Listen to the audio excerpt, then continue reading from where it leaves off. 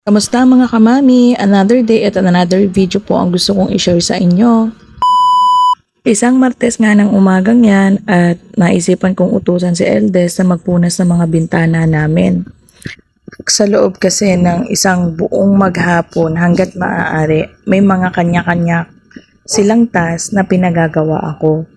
Pero nakasubaybay pa din naman ako dahil hindi ko pwedeng iwanan sila ng sariling gawa na lang nila. Maliit pa nga lang sila ay tinuturuan ko na talaga sila sa mga gawaing bahay.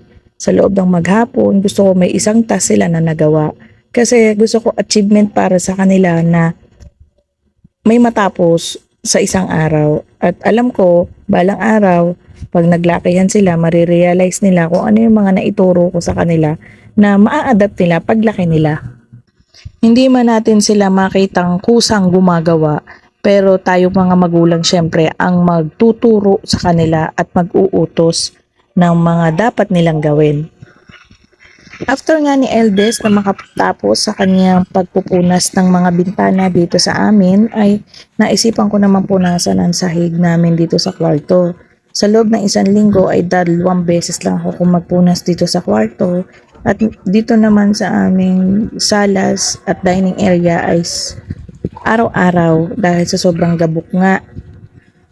Sa araw-araw ay ito at ito lang din ang aking ginagawa, paulit-ulit lang. Kaya sana ay hindi kayo magsawa sa panonood ng aking mga content.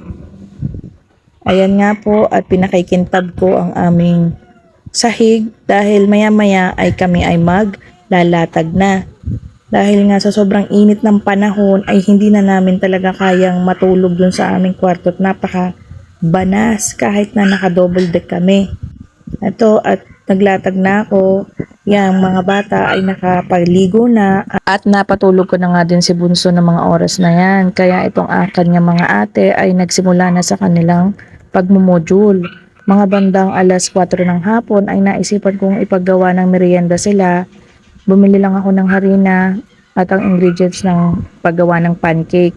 Ayan at solve na sila sa kanilang merienda. Marami pong salamat sa lahat ng mga nanonood.